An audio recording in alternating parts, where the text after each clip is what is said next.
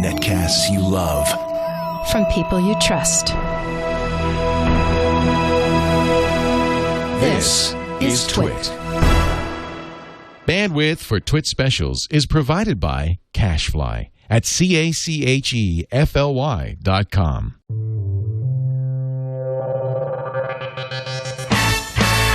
This is TWiT special number 123, recorded April 19th, 2012. NAB 2012, Day 4. TWiT specials are brought to you by Pond5, the world's stock media marketplace. If you're a media maker who needs stock video clips, photos, illustrations, music tracks, or sound effects, check out Pond5 for instant downloads at the best prices anywhere. And for 50 files absolutely free through May 31st, visit www.pond5.com/twit. And by Squarespace, the fast and easy way to create a high-quality website or blog. For a free trial and 10% off your first purchase on new accounts, go to squarespace.com and use the offer code NAB4.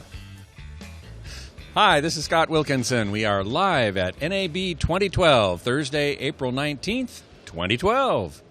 We shot so much video at this show that we couldn't put it all on the air when we shot it. So we're going to dedicate this entire episode to all the extra stuff that we shot so that you can see as much of the show as possible. Let's start with Alex at Fujinon. Darren. Wow. What is this? It's like, this looks like tape. Tape. I was reading in Wikipedia that they used to put stuff on tape. I heard like that. Physical media. And then you can label it and put it up on a bookshelf and find it later. That's what I heard, and it like actually has this thing that actually turns and it keeps it all there, and then if it gets too hot, it sticks together and never works again. And it's I heard that it existed, but I never actually, I haven't seen it for so long that I forgot that it was even around. It's so big. I know, and this is why our cameras used to be so big. We had to fit these things in here. Wow. Tape, what a concept. Yes, I'm so glad it's gone. Okay. Next, we have Kirk at Comrex. Hey, it's Kirk Harnack at NAB 2012, and we're in the Comrex booth. I'm here with Chris Crump. Hello, Chris. How you doing, Kirk? It's good to see. Good to see you again. It's good to see you too. We are standing here in front of a very cool product that's called. This is called Live Shot. It's a video over IP codec for television. Yeah. Now, it's got a pretty unusual form factor. Tell me about that. I'm a radio guy, so I need to be educated about this. Well, when we did research on this, we found that people didn't want to have to carry around a big backpack or a bunch of gear in a suitcase. They wanted something that was camera-mounted and very light. So we created this product that is incredibly feature-rich, but in a very compact form factor. It's designed to fit onto the Anton Bauer mount on the back of a camera, professional video camera, and the battery sandwiches on the outside. You connect it to a 3G, 4G Wi-Fi network using this USB extension. You can do multiple devices and give some space between them so there's no RF interference between the devices. Once it's connected to the network, it connects back to the studio and you're able to do full duplex, high-quality audio and video over 3G, 4G, or Wi-Fi. So this Ragnar box is at the TV station? This is at the TV. This is at the TV station, and it's connected to a wideband wired connection, whether it's DSL or some kind of Ethernet. And you connect your audio-video inputs and outputs directly to this, to your router or so forth.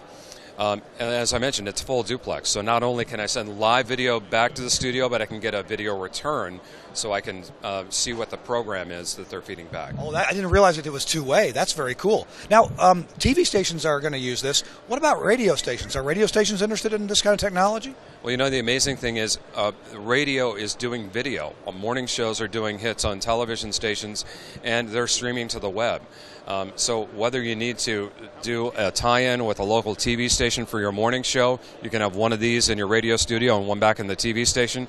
Or if you're doing a remote from the Bahamas and you want your listeners to be able to see that, you can attach this to a professional camera and then send that video back to the studio for your web stream guide. Wow. So it's Wi-Fi, 3G, 4G, those kind of connections right off the top of that. Yeah, it's essentially any kind of IP connectivity. It can be satellite as well. Yeah. Very nice. This is the Comrex live shot. For more information, you can probably go to the web and go to Comrex.com. It's that simple. COMREX.com. Chris, thank you very, very much. It's Kirk Harnack reporting from the Comrex booth at NAB 2012. Got more from the show floor at the National Association of Broadcasters Show 2012 in just a little bit, but I want to thank Pond 5 for making this possible. They were at NAB and really were popular. I saw content creators going up to them all week long, probably because they were giving away free beer. Okay, maybe there were other reasons. Maybe because they're the world's media marketplace. All over the world, people contribute to Pond 5 because Pond 5 lets you set your own price and gives you the best royalties in the business. So I want to talk to content creators briefly. This is a great place for you to make a little extra on the side with stock photography, illustrations, music, sound effects. You set your own price and they split the revenue with you, 50-50. Nobody gives you a deal like that. That is a great deal. POND5.com, right on the front page is a link for content creators.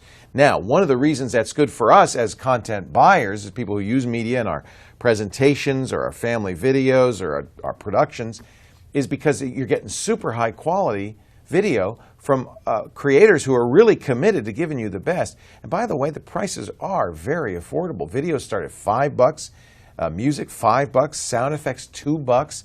And this is royalty free. So what it means is you pay once and you own the rights to it for anything you want to do, whether it's a YouTube video or a keynote, PowerPoint presentation, whatever you're using these for. They can really dress up any presentation.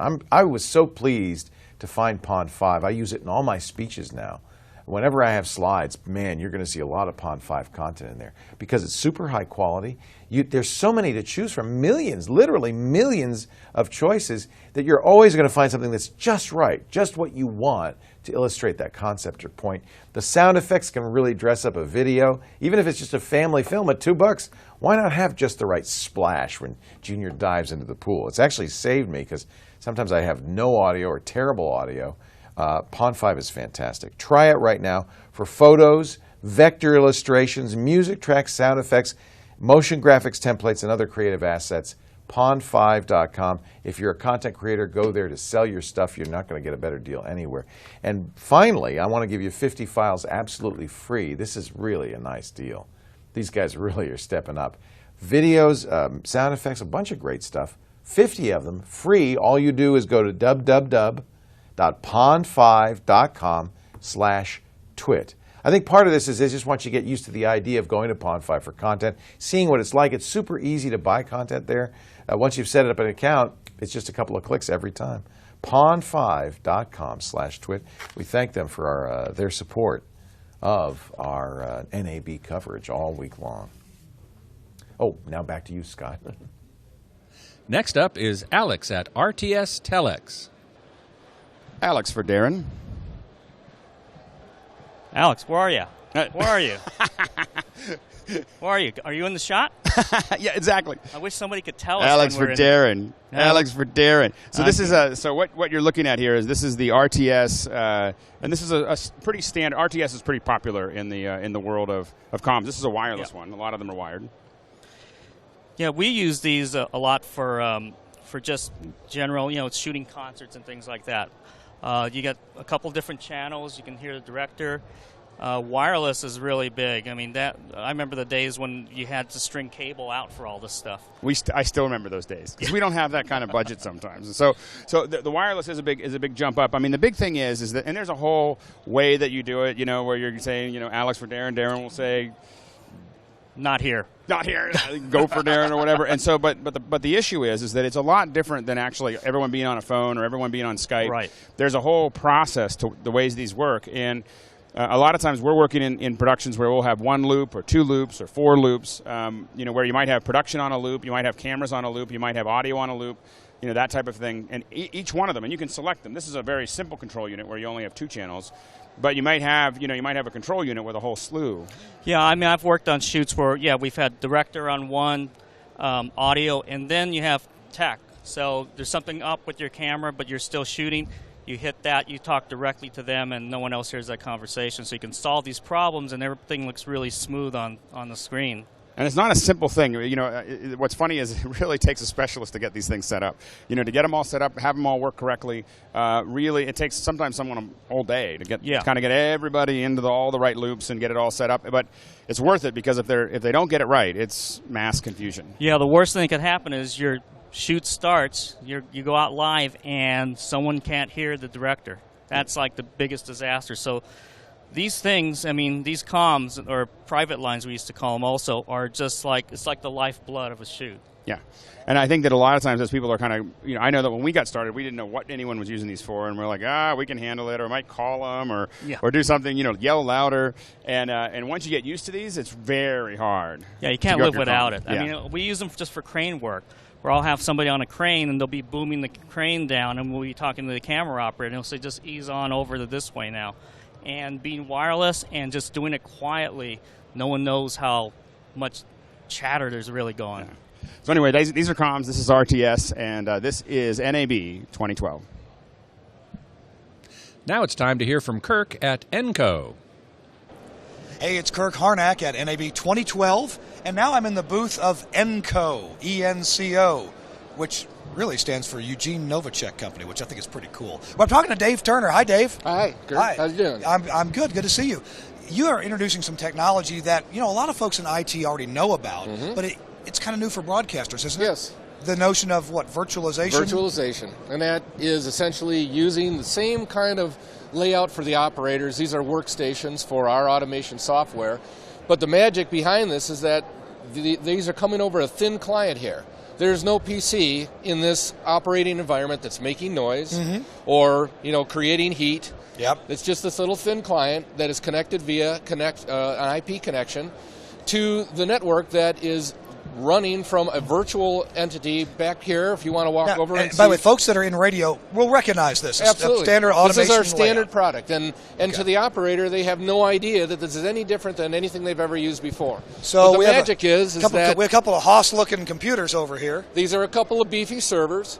And the magic is that the virtual workstations all live inside these two boxes. There's two physical boxes that allow them to be mirrored, so there's a redundancy here. Yep. The server is redundant, and then there are 8 different workstations inside of this that we are using throughout the booth. And the various cabling on here is what creates the redundancy between the machines. And there are 3 separate VLANs, VLAN to be able to connect to them with the thin clients, a VLAN to handle data in and out to various third-party scheduling systems and other things that may be involved. Right. And then an audio network. This is all audio over IP. Yep. And with this sort of infrastructure, you have a simple set of hardware to maintain. As long as this hardware is happy, all of the workstations in your environment are happy. They live as virtual entities. They're just pieces of memory that are living inside this box. And if something happens to them, if one of them gets a virus, you can kill it and you can recreate it in a matter of seconds. Wow. You take snapshots of these entities, and it's very quick, and it's a complete set of all the data that's in one of the virtual environments. And you can easily replicate it or kill it or recreate it. And, if we needed an extra server to do some things we were doing in the system, and so I just took a template, created another server in the box, and then we set it up to do what it needed to do. So virtualization is a technology that IT professionals are certainly familiar with. Yes. But not so many radio station engineers probably familiar yet. It's fairly new. Yeah. But the radio industry and television, most of the broadcast people have been very used to dedicated hardware. Right. And, it's in recent years, it's become computer hardware. Yeah. So we are, the industry is moving that way. But we're kind of behind the cutting edge of IT. But the big thing with this sort of thing in a standard desktop environment for just regular business applications is you don't have any real big audio needs, And it required a very advanced audio over IP broadcast quality system to be able to integrate into the virtual environment because there's no workstation, there's no slot to plug an audio card into. Right. So it had to be a driver that lives in memory that can do it over IP. And I think you guys can do this with WheatNet and with Axia either way, probably. It could be done with any audio over IP mechanism, provided it's something that can work within the virtual network interface that's provided in this environment. Dave, thanks very much for your time. You're very explaining welcome. it. We're at the Enco booth at NAB 2012. More from the show floor at NAB 2012. Boy, we've had such a great time in Vegas this year, and I think that it's a little self-serving to say so, but I think we did the best coverage we've ever done. I hope you're enjoying this, really seeing everything that happened at NAB. There are not many booths we missed. We also want to thank Squarespace.com for making it possible. You know, it's a pretty expensive enterprise to bring all these people down here, set up all that gear. Scott Wilkinson alone costs $50, maybe even $100. So I want to thank Squarespace for making it possible and invite you to take a look at the best hosting solution out there. I focus so much on Squarespace as a content management solution, on their software. I forget to really emphasize this is great web hosting. It never goes down, gives you bandwidth when you need it, whenever you need it, and it's so affordable. I mean, $8 a month if you buy a full year package. That's pretty commonly what you'd pay just for the hosting. And Squarespace includes this great software with wonderful templates, 300 Google fonts. You get designers for portfolios, for forms. You don't have to be like a CSS expert. You just do it with point and click, drag and drop. But if you are, they've got stuff for developers as well, including great color-coded CSS templates and stuff. You're going to love this. Visit it right now, squarespace.com. Click that button that says try it free, that green button there. You could set up a site, do everything you would do on Squarespace free for 2 weeks. You don't even need our offer code. Just visit. And you can even say, don't bother me. I don't want to get any email about this. And they'll honor that request too. I mean, these guys get it. They're really cool, really great service. If you decide you do want to keep that Squarespace site, use the offer code NAB4 and you'll get 10% off your first purchase for new accounts. So that's when you buy the year package, so you get the maximum savings. $8 for the basic account. For a full account with everything, including unlimited bandwidth, $16 a month when you buy a year, and you're going to take 10% off. Makes it even more attractive. Squarespace.com. When you decide to buy, just remember NAB4, will you? Thank you, Scott. Back to you. More from NAB 2012. Alex visited the Vadio booth. This is Alex Lindsay, and we're here at Vadio. Now, Vadio, what they really specialize in is pan, tilt, zoom, or PTZ cameras, and the systems that wrap around them. So what you have here is they sell Panasonic, they sell Sony, they sell Canon, they sell all of those, but they make their own as well. And so what they have is a whole system, a whole environment that you can fit into, and it's really specialized around this specific type of camera. So here we have, this is a basic switcher. Now, we have a lot of switchers, but one of the things that is different about this switcher is I can actually control my cameras. If you look up here, now that's a PTZ camera. Oh, there, wait, there's Darren. Whoop. I saw him go by, and I can go try to find him. There he is. I can zoom in and out. So I have control over each one of these cameras, and I can have up to 6 cameras that I'm going to have control of. I'm going to see the video, so not only can I cut from camera to camera to camera, but I can control them. Now, I don't have to use this controller every time I want to move it. What I can actually do is have up to 12 presets. So I can set up a camera, get it exactly where I want it. I know that this person's going to keep on walking to that position, or it's 2 or 3 people talking. I can program those in and then just simply say, okay, I want camera 3 to go to position 3. And then what it's going to do is actually move camera 3 to that position. So that's the way you kind of roll it all in so that you can make all of this stuff happen. Now, why would you want to use this? Well, one of the big reasons that we're about to use one of these, in fact, we have one on order, is that we have a smaller event where we don't want to have a huge crew. I don't want 4 camera people. I don't want to have all the overhead of that. I also don't want it to be a big footprint within the event location. And so what I can do if I have a classroom, a corporate event, small broadcast event, web event, is I can have one person here who's controlling all the cameras. They're controlling the switching. They're controlling all of those pieces so that it's a much smaller footprint. I might only need 1, 2, or 3 people, depending if I'm streaming or if I need to manage audio. Those are the other things that I might add more people for, but I don't have all of those camera guys. I don't have all of that travel cost. I don't have all of that overhead, and I don't have that much distraction within a specific event. So it's a really, really great solution for very specific needs. And again, this is kind of, they have a touch screen here that you can actually do the editing by simply selecting these, and I'm figuring out, there we go, so you can see there. So I can actually edit different camera angles as well as different cameras from a touch screen. I'm fine with the hardware myself. So anyway, this is a pretty slick little system if you're looking for that kind of all-in-one way to extend your production crew. Once again, this is Vadio, and this is NAB 2012. Here's Kirk at Orban.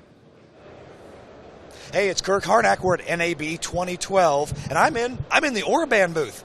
You know I work for Omnia, but they invited me in here anyway. I'm glad to talk to a guest who's been on before, Greg Oganowski. Hi, Greg. Hey, Kirk. Oh, switch hands. Switch hands. Good to see you. All right. We're talking about streaming, and Orban makes plenty of streaming products. You're kind of in charge of that division, aren't you? That's what they tell me. And tell me what we're looking at here. This is our Optimod PC, which is the audio signal processing to get your stream to sound pro.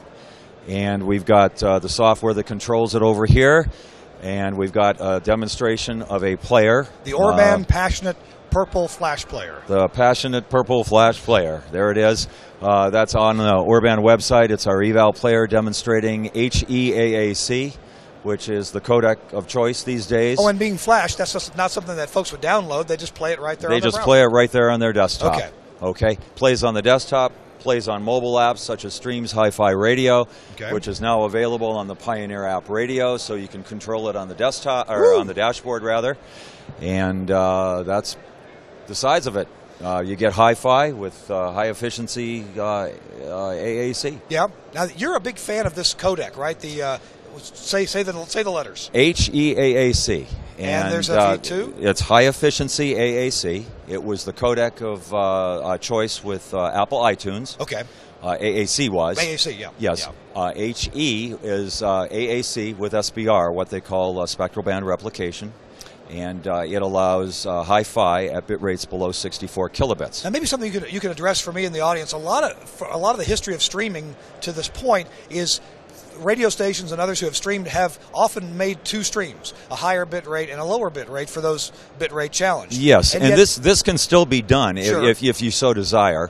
You can run like a 32 kilobit stream, which is aimed towards your mobile audience. Yeah. And the reason why that's important very quickly is because the mobile networks, they're crowded places. Yeah. And even though some of the LTE is even capable of upwards of 20 megabits these days, it can't deliver that kind of data throughput consistently.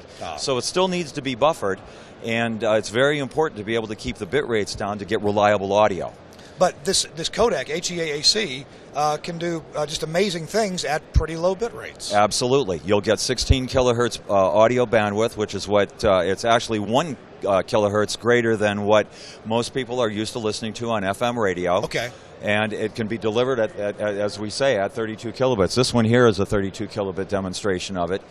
And its reliability is the important aspect here. You've done some papers on the design of playback software, right? Yes. And I would imagine now you have a software yourself called Streams Plus. Streams Hi-Fi Radio. I've got that on my iPad. Love it. Yes. And has this got a lot of the same design features in terms of the quality? Yeah, you build the buffers up so that you can deal with bad internet, as it were. Yeah. You build the buffers up, and it'll give you a reliable stream that'll play for hours, if not days. And it's pretty amazing. We were actually the first company to license HEAAC back in 2002 for streaming. Yeah. And we've been on a crusade to get it accepted ever since. It's now accepted at Apple, Adobe Flash, and Microsoft Windows 7 and 8. And it's destined to replace MP3 and WMA. So for more information, white papers, how engineers can find out about this, www.orban.com. Okay. Yep, it's all there. Greg, thanks very much for being here. I appreciate it. Thanks for the opportunity. Good to talk to you. It's Kirk Harnack at NAB 2012 in the Orban booth. Next up is Alex at Brady.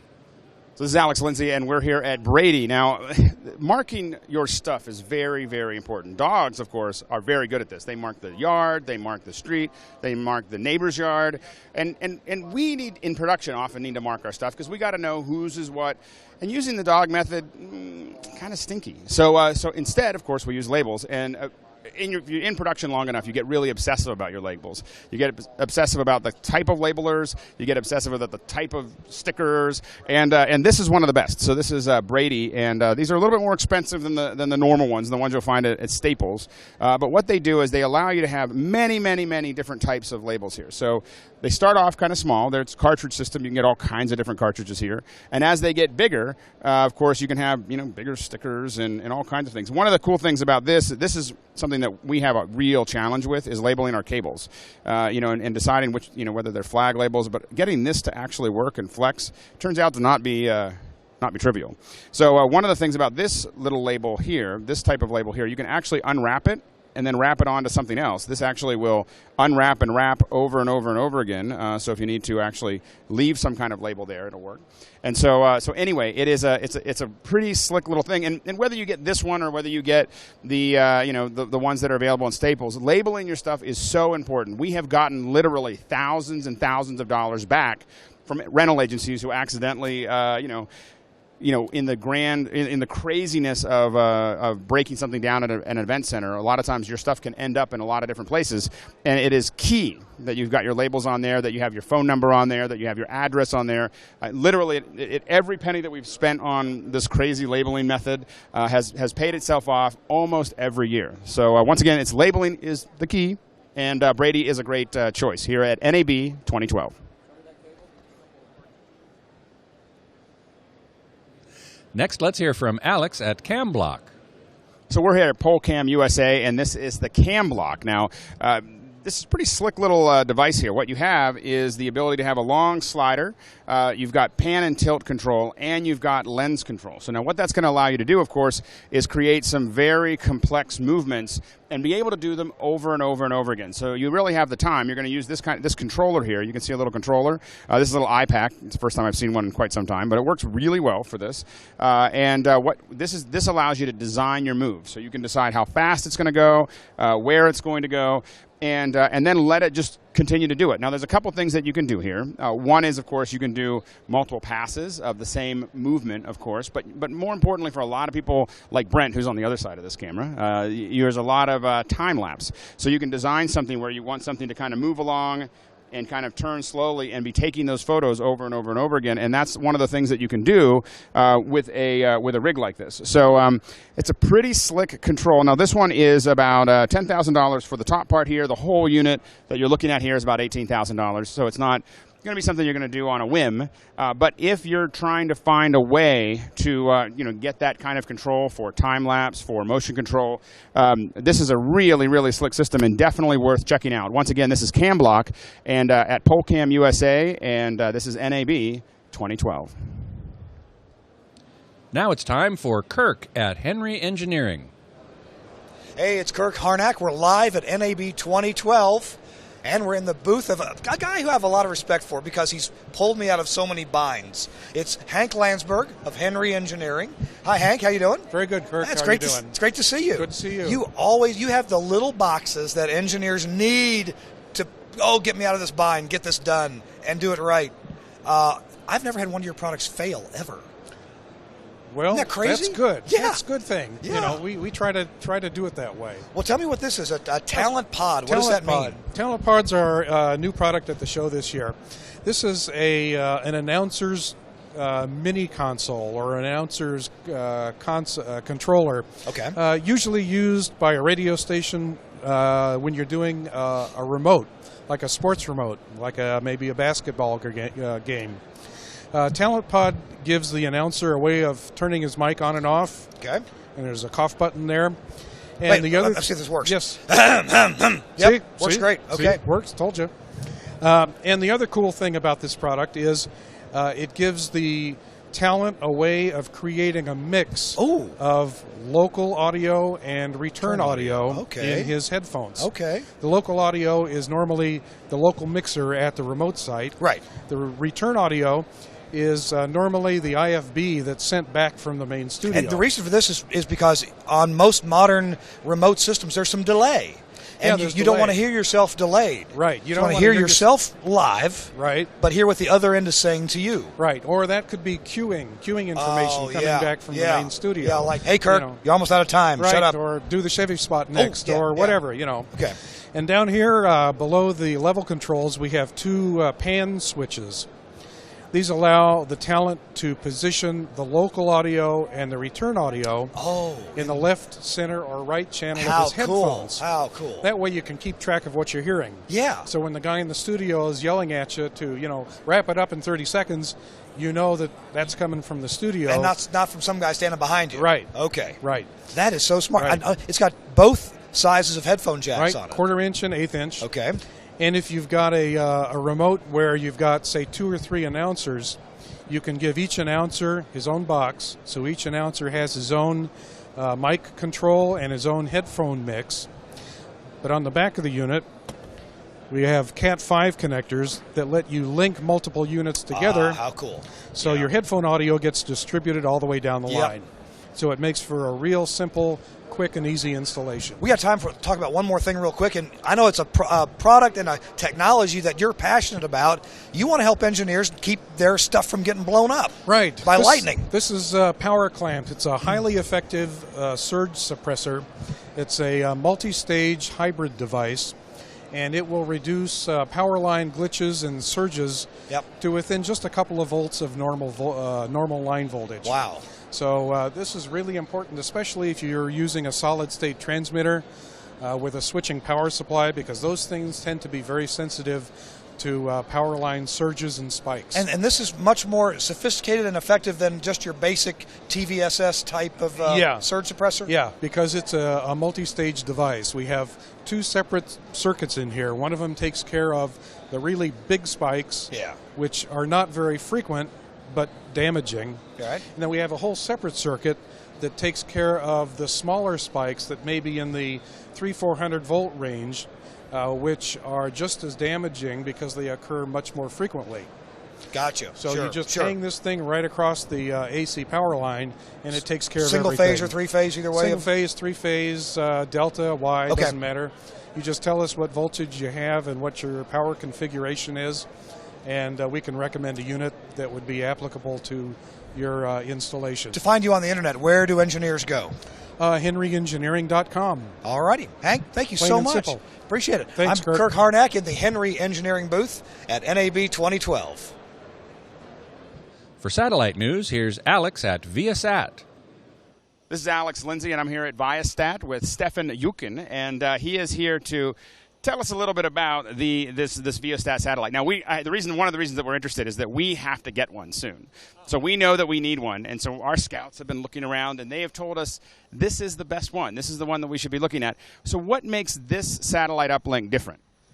Well, this is using a completely new breed of satellites, a new generation satellites, which were designed for two-way connectivity rather than broadcast purposes. It's called high-capacity satellite, and we are using a specific band, Ka band, which is higher in frequency.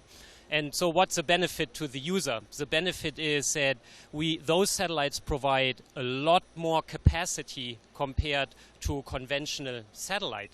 And what that does is we are able to provide a better grade of service to more users simultaneously, and we can do that even at a lower price. So, and one of the things about this is that the two-way communication. So a lot of times when we see people in Afghanistan or we see them in Africa, there's this long, drawn-out wait while the latency goes back and forth, because it's really the satellite up until now has been designed as a one-way communication. I've got a video, I'm going to send it up there, and it's going to get to where it needs to go. And as we've seen people trying to use it as two-way, but it's very, very laggy. What kind of latency are we seeing? What kind of latency can we expect with a device like this? Well, it's still a geostationary satellite, so the latency performance is the same like in Ku band or C band. So it's for a round trip, it's about 600 milliseconds. If you push video over it, we are using here in our setup MPEG-4 H.264 with low latency encoding. And if you look at the video which we are showing here, it's about 1.5 seconds overall for the video.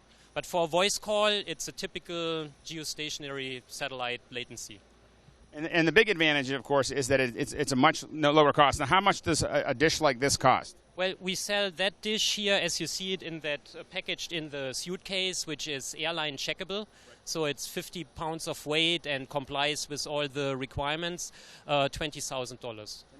And that, I know that for a lot of our viewers, that's going to seem like a lot of money, but for a satellite dish, a satellite uplink, it's remarkably inexpensive. Yeah. Now, are there satellites that are covering the entire world that can handle this right now? Yeah, you mentioned Africa, right? So we launched our new satellite ViaSat 1 October last year. We have a previous satellite, Wild Blue 1, which was launched in 2006. So we provide continental United States coverage today. We have a partner in Europe, Eutelsat, which used our design for their Ka-band satellite called KA-SAT. So you could today operate that terminal in the United States. You could hop over to Europe and use it under KA-SAT. And we are working, it's our vision to work with more satellite companies so that we can build over time a Ka-band coverage area around the globe. Thanks, Stefan. Thank you. I appreciate it.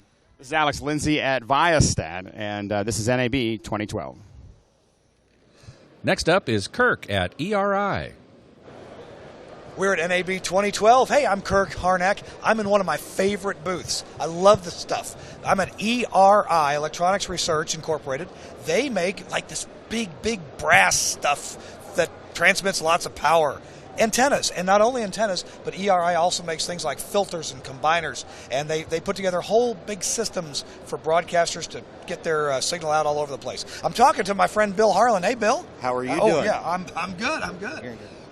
I walked in the booth, and you were so excited about something new that is not an antenna. No, it's not coax. It's not coax. It's a thing you called a what? An all-pass filter. An all-pass filter. It's a high-efficiency diplexer, which combines the analog and the FM digital signal together. Yeah. And does it with much lower loss than the 10 dB hybrid injectors we've been using. Well, now, let's explain that for a second.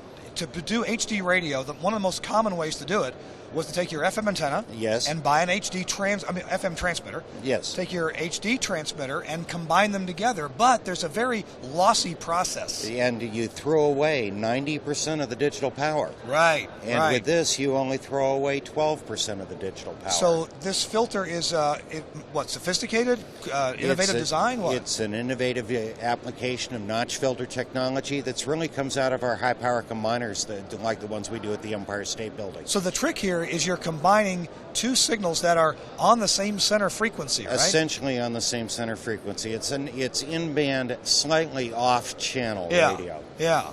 So the benefit for an engineer, a station owner, specifically is what? If you're running the 1% IBOC power that you're allowed that you can do with a 10 dB injector, you can remove that 10 dB injector, install one of these, and get to almost minus 10 dBc without buying a new transmitter. Whoa, now, okay, so a lot of FM HD broadcasters are going up in power on the HD because they're allowed to. They're allowed to, and it gives better building penetration and better coverage for the HD2. But you're saying they don't have to buy a new transmitter to do that? No, they just have to replace their 10 dB injector with this new that's what a revelation. That's amazing. Wow. So tell me, if you could, a little bit about the technology that makes this happen. I see a lot of curves here. Well, this is measuring group delay. Okay. And this group delay is within the ubiquity specification. Okay. And for the analog, it's correctable, and this shows the insertion loss. And instead of 10 dB for the digital, it's only 1.4 dB. And instead of 0.5 dB for the analog, it's 0.3 dB. So this means that your analog transmitter can breathe a little easier. And you can upgrade your HD to the new higher power levels that have been allowed. Certainly to minus 14 and maybe even to minus 10. Even to minus 10. Good deal. Bill, thank you very much for this explanation. If broadcasters and engineers want more information about this kind of tech, what's the website? www.erinc.com.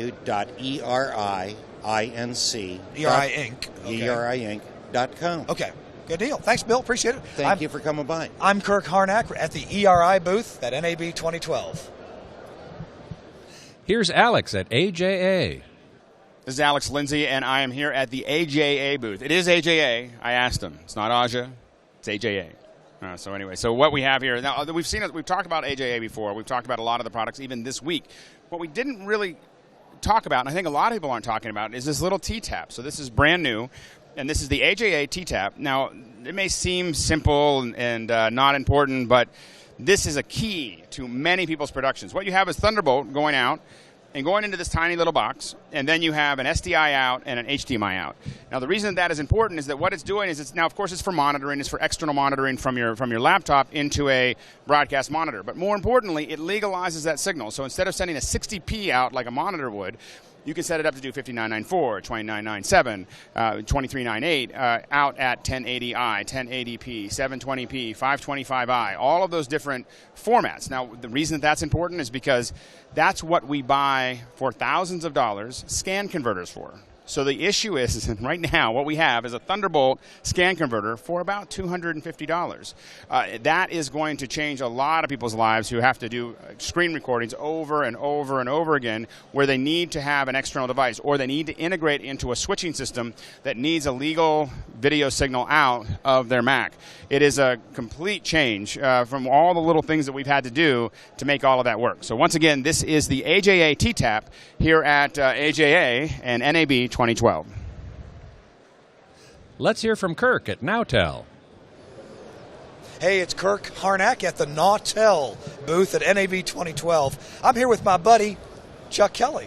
Good to see you, my friend. It's good to see you. Okay, so I've been a Nautel user for quite a few years, going way back to the mid-'90s. And we're very proud of that. Well, yeah, but you've got tech here that you didn't have in the mid-'90s. Yeah, we came out with a whole new concept. This is an analog transmitter. Okay, AM or FM? FM. This is an FM transmitter. This is a 10-kilowatt FM transmitter, but unlike all the development that has gone on in the broadcast technology for transmitters in the last 10 years, all of that development's been for digital. We thought, what about the 90% of the people that are buying analog transmitters and only want analog transmitters? Let's optimize one. And one of the things that's really interesting is that when you narrow a design spec, you can optimize things. And what we chose to optimize in this new transmitter is efficiency. And this transmitter is 72% efficient, AC into RF out. Okay. And price. And it's about 20% cheaper than an analog. And that's big news because it's solid state. It is absolutely solid state. And it has all the features, all the bells and whistles that you could ever have. It is a no-compromise, state-of-the-art analog transmitter. Okay. Now, this display, this looks really pretty. Yep. This is the AUI. There's actually a web server built into the transmitter. So it's got an Ethernet jack. Yeah. You plug in the internet, and then from wherever you are this is just a browser. Yeah. From wherever you are, you get this display, and you can see a spectrum analyzer. You can see impulse response audio lissajou. You can read the meters. You can check the logs. You can do everything from here. You can pull up a menu. You can adjust the audio processor. We have an optional Orban audio processor called Orban inside, right in the transmitter. Built in, okay. Built into the Very transmitter. Cool. And part of the reason for that is there's also some technology in here with a multitude of audio sources.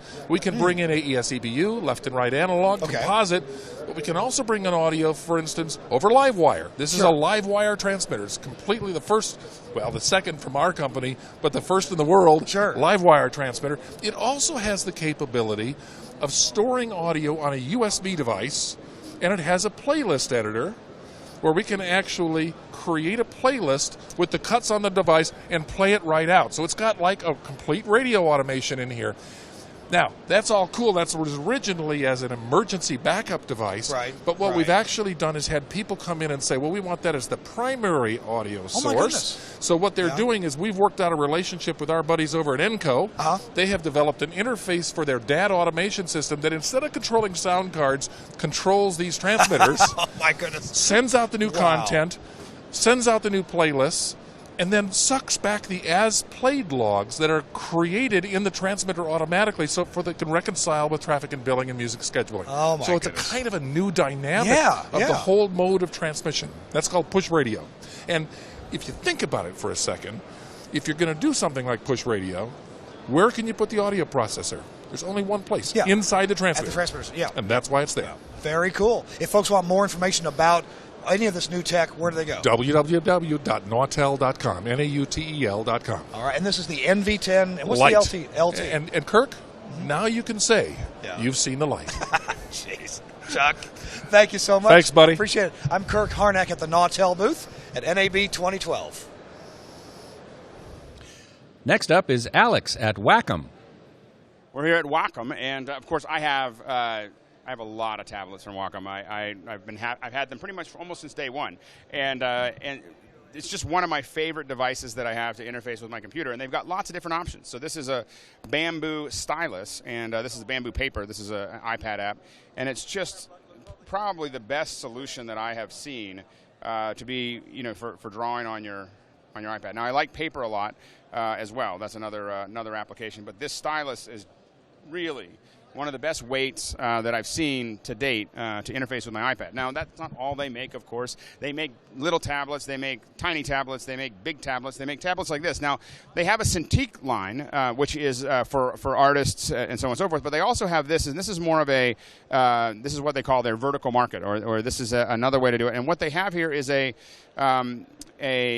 piece here, and I'm gonna look around real quickly and pull this little guy out here. So what I can do here is draw on here. Now, this doesn't have quite the same sensitivity that the Cintiqs have over on the other side, but it's also a little less money. Now, why would you want to spend a little less money on a big board here? Well, the reason is that this turns out to be a great solution for a whiteboard if you're doing live streaming. So if you're doing, let's say, an online class or an online seminar, and you want to be able to actually sketch out an idea like you would on a whiteboard. A lot of us kind of feel like we're stuck inside of our PowerPoint presentation or our keynote presentation, and we can't draw. I mean, I need to draw. So what I really like is the ability to open this up, and this is what I actually use. What I do is I interface a computer with a tablet like this, a little bit smaller, but from Wacom, and I take that and I capture that into Wirecast via their little desktop presenter, and then when I can be sitting there talking on the computer, and if I want to draw something, I can draw it, and it's just a great solution for distance learning, distance sales, all of those things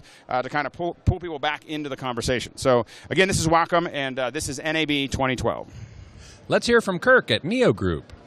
Hey, it's Kirk Harnack at NAB 2012, and I'm at the booth of Neo Group. They're from France, and they make some incredible software that helps radio stations answer phone calls. So I'm here with my friend Philippe Hallan. Hi, Kirk. Hello, how are you? It's good to see you. Yes, it's good to see you too. Now, Philippe, you are the CEO of Neo Group, yeah? Yes. And I guess you're also the chief, the lead code writer? Yes. Yeah? Yes, okay. indeed. Tell me what you guys do in your most popular product here. The most popular product is named NeoScreener. It's a call screening utility that you see here with incoming phone calls. It actually helps remove the heat in talk show situations when you have to handle phone calls in fast-paced shows. Right. It enables like a Howard Stern type of show? Yeah, we have Howard Stern as a client, and Glenn Beck and Elvis Duran are using that type of product. So it's really a kind of high-end type of product. So they got thousands of calls coming in. They got to pick the few best that are going to make the show sound That's the best. it, and they don't need to bother the talent with all the flow of incoming phone calls. So they only present the final product that the call screener has decided to the talent screen. Because so what a guy like Elvis Duran or Glenn Beck or Howard Stern, what they see is what their producer says, you got these good calls lined up. Yes, and in the order that has been decided by the screener. And to put the call on air, they simply need to click on the screen and they will get the call on air and get rid of the callers whenever needed. This is not just software for informational, it also runs the phone system to put the callers on the air. Yes, it actually completely controls the phone system and keeps track of every single call that has ever been processed or touched. So in addition to that, it does full databases. What about the caller that calls in every time there's a contest and tries to win every time? Oh, what is called prank callers, right? Okay, in sure. English? Persistent callers. Yeah, let's use a better word. Sorry about that. Well, those guys can be flagged as being a little bit problematic or having been problematic in the past, and there are really a number of features that will let you first they will ring in red, so red calls, maybe be cautious with them on the call screener side.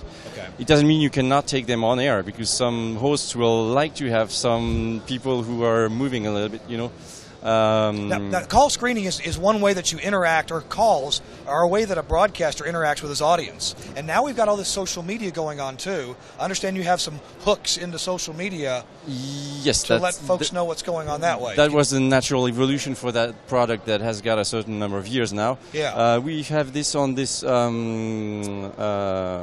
diagram here in the back, which is showing this. now media do communicate with social media, and they have been having trouble organizing. So we have simply federated all of those inputs, so we can take messages out of Facebook, out of Twitter, out of SMSs and emails, and eventually future things coming up. And we will federate this in just one incoming line of messages. I have no messages populated here, but you'll find them over there. And from then on, you can just turn them into a call card and republish it out to either a website or even a TV playout system. We have this next door. So a radio show producer can take comments that they like and republish them back out to the Elvis Duran show Facebook page, website. That's it for classifieds or this week's topics or that kind of stuff. The information remake, and that's done in a single click with the same interface than the call screeners are using for handling their phone calls. You have clients all over the world using the system at broadcasters and from the West Coast in the U.S. till Malaysia, Russia, South Africa. We have a number of clients. Wow. Philippe, good talking to you. And if engineers or program directors want more information, where do they go to look for that? We have a website, www.neogroup with an E at the end of it, .com. Okay. Philippe, thanks very much. Thanks, I'm Kirk Harnack reporting from the Neo Group booth at NAB 2012. And finally, here's Alex at Elemental. This is Alex Lindsay, and we are here at Elemental. Now, you probably haven't heard of Elemental, because Elemental is really when you start taking your streaming to that next level. You start off with a lot of software streaming or a little JavaScript or something to get your little streams up, and then you start using bigger software pieces, and then you start using your Mac Pro, and before you know it, you need hardware, industrial hardware, to do your streams. And that's kind of where we've come, and that's where we've ended up, is using these Elementals. And I really think these are the best live streaming hardware in the business. And I say that as someone who's bought a couple of them at least. So anyway, so this is the Elemental Live server. And then you also have Elemental Server. I'm not going to talk about that right now because I haven't used that one that much. And then you have Conductor, and what Conductor will do is actually tie all these together. So now what does a live server do? Well, it's really just a beefed up box with great software that's going to allow you to do a lot of streams. So you're talking about 1080p streams, multiple 1080p streams, lots and lots of streams all at the same time, possibly to many, many endpoints. Now, you're not going to stream to thousands of people from this server. What you're going to do is stream it. You're going to compress it all and stream it out to a CDN. That CDN might be Ustream. It might be Justin TV. It might be Live Stream. It might be YouTube. It might be those types of things. You're going to pre-compress that. You're going to send it all out in the multiple formats that you want to have, and then they're going to actually stream it out to the rest of the world. But what you need is a box like this that you just know that can be on. Now, one of the big advantages is one of the reasons this is so boring is that there's no screen. That's because we can actually get into these boxes from anywhere in the world, from a laptop, with a web server. So it's just, and all the controls are there. We have full access to it, and we can actually make all those changes. And that's really important for us because we have these servers spread all over the world. And so one of the things that's also useful is the Conductor allows you to pull all these things together. So you can, control doing all kinds of load management, as well as making sure that all your settings are the same from server to server. So I know it's a little geeky, but this is a big part of the future of web TV. So this is the back end that you don't see when you're looking at a lot of these online videos, or a whole lot of these, green servers. Now, these go way back there. They come in a couple different form factors. We have one that looks a little bit more square, and it's a little quieter, but they're all doing the same thing, which is streaming up great TV shows, great podcasts, great everything up to the web. So anyway, this is Elemental, and this is NAB 2012. So there you have it, all the extra video we recorded here at NAB 2012. Thanks so much for watching, and we'll see you next time.